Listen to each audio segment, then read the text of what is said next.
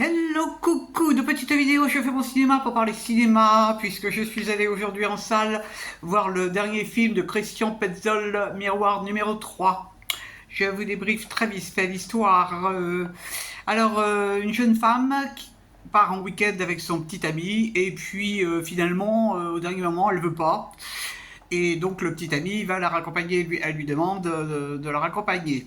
Et il se trouve qu'ils vont avoir un accident de voiture dans lequel le petit ami va mourir. Elle est saine et sauve.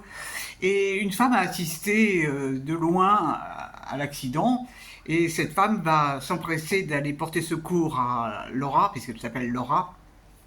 Et elle va même lui proposer de l'héberger, chose que Laura accepte.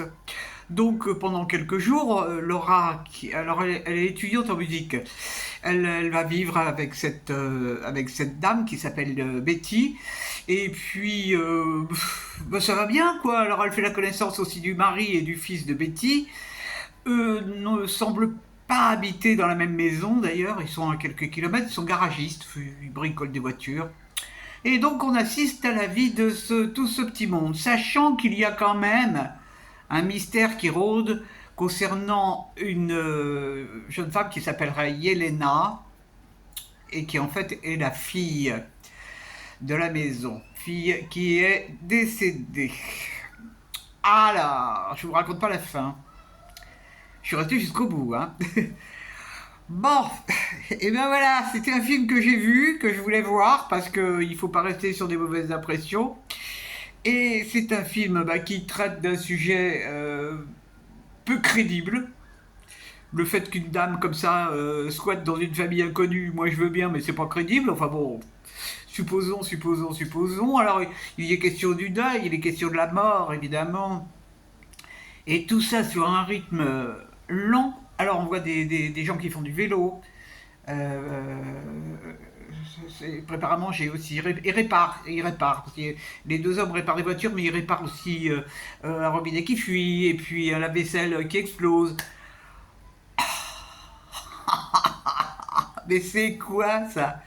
Mais c'est quoi ce film? C'est quoi ce cinéma?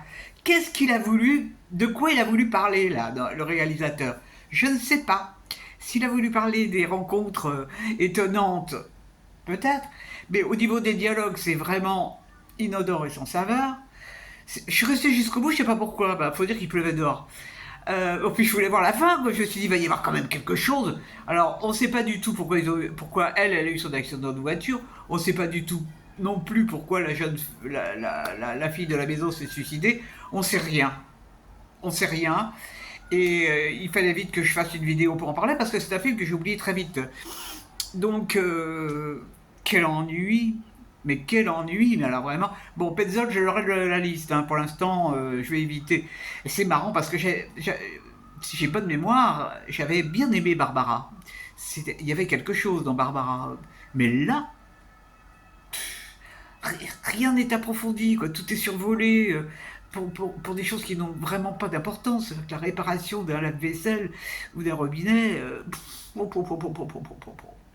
Bref, alors l'actrice qui joue le rôle de Laura, euh, je la plains parce que qu'est-ce qu'elle a dû s'emmerder.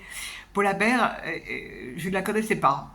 Je ne la connaissais pas, comme je ne connaissais aucun des acteurs d'ailleurs. Bon, je ne veux pas dire qu'ils jouent mal ni qu'ils jouent bien, ils sont là. Bon, ils font acte de présence. Ils n'ont pas dû avoir de mal à apprendre leur texte, ça c'est sûr et certain. Alors maintenant, si vous pouvez m'expliquer pourquoi le film s'appelle Miroir numéro 3, ça m'arrangerait.